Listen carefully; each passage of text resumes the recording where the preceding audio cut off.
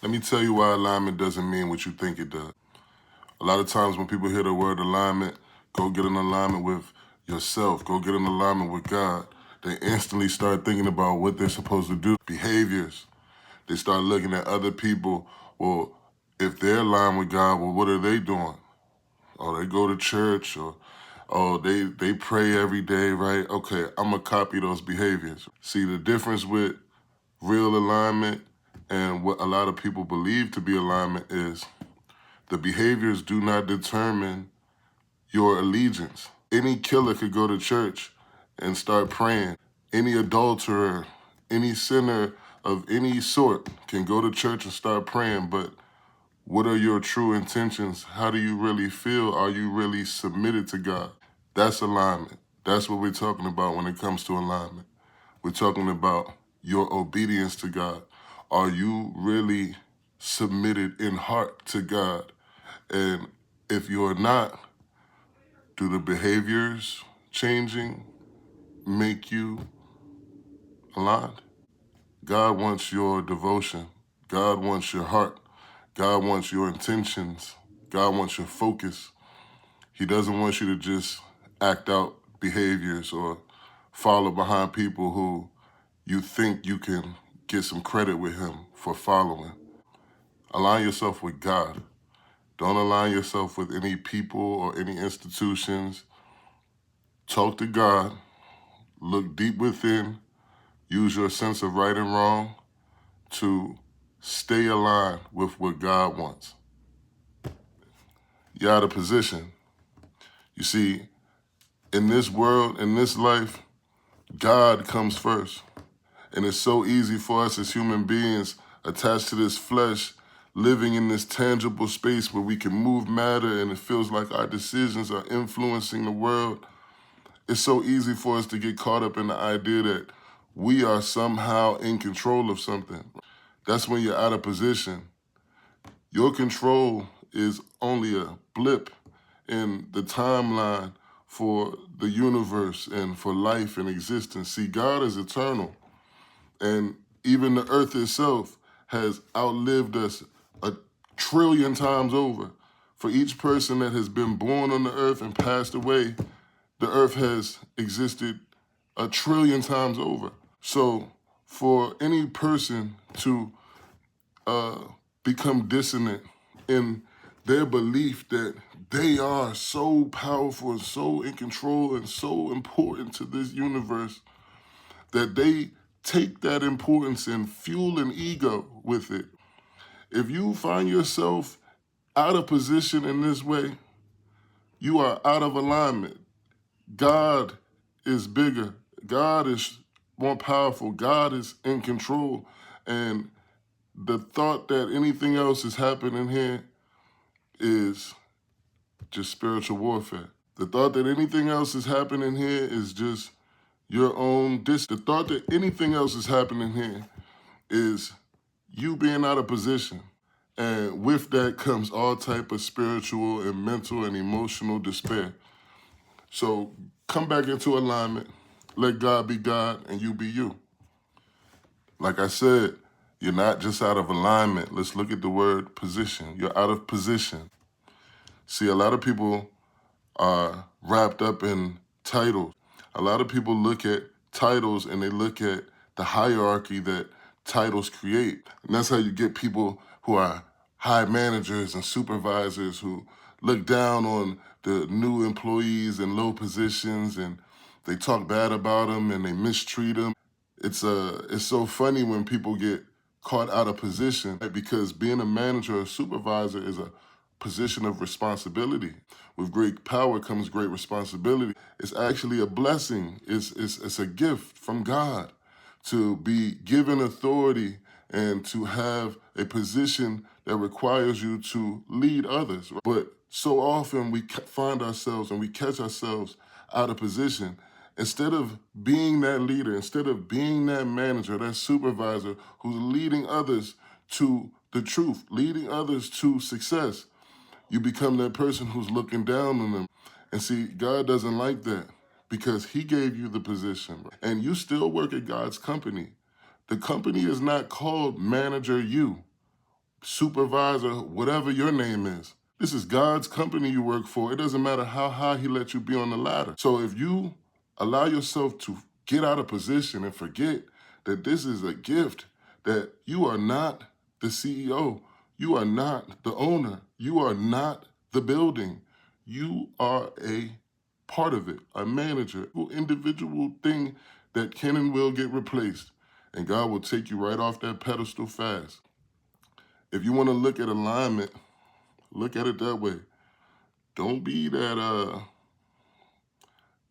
person that took it for granted and then had to get replaced, had to get moved about the office. Alignment is not a feeling.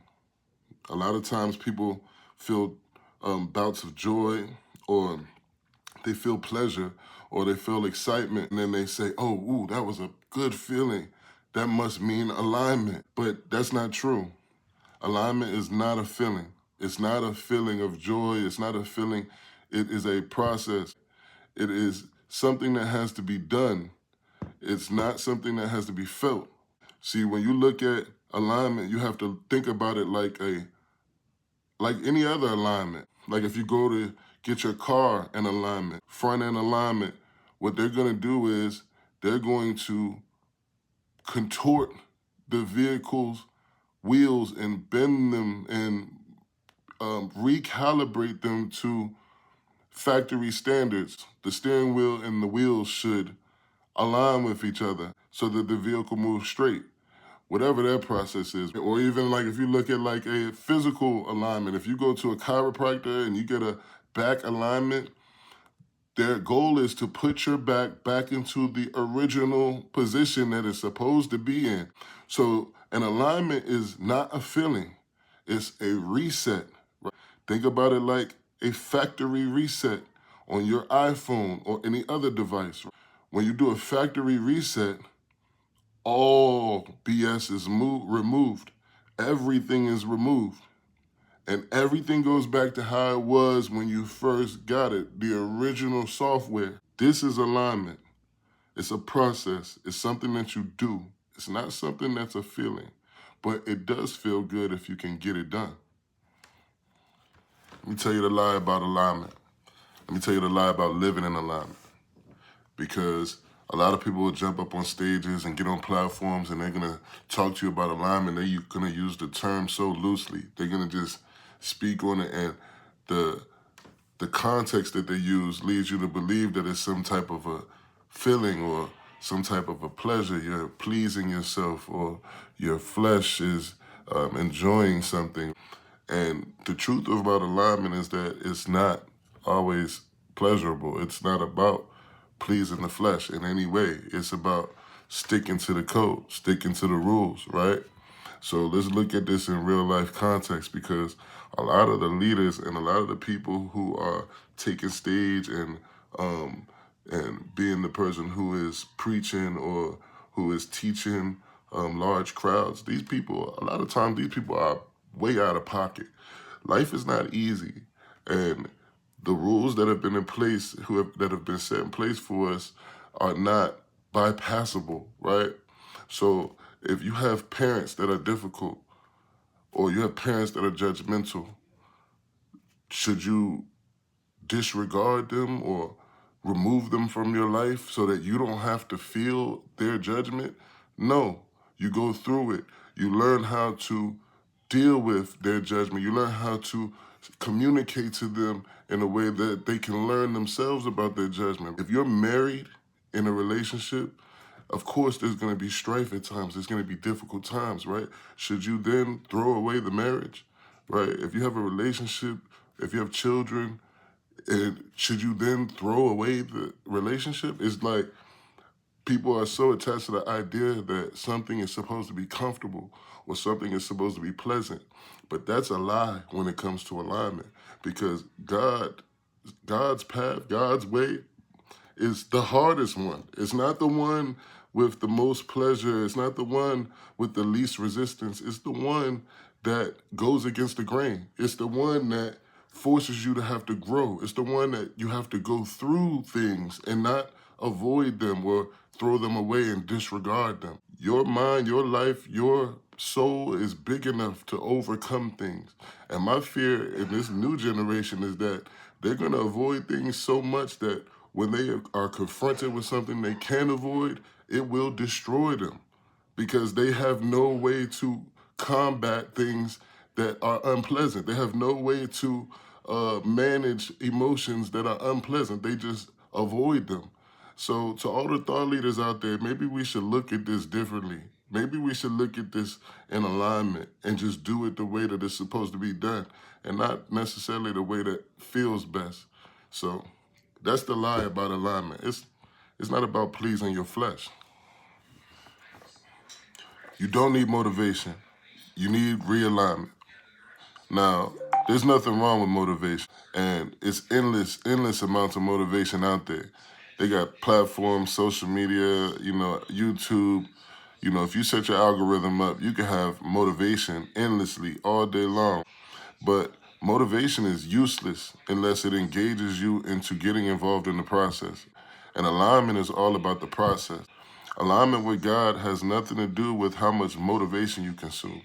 It has everything to do with how much time, energy, and effort you expel into building a relationship with God and then being obedient to it. Alignment cannot be achieved by, consuming videos or motivation. So stop the scrolling, get busy, involve yourself in the process, come back to God.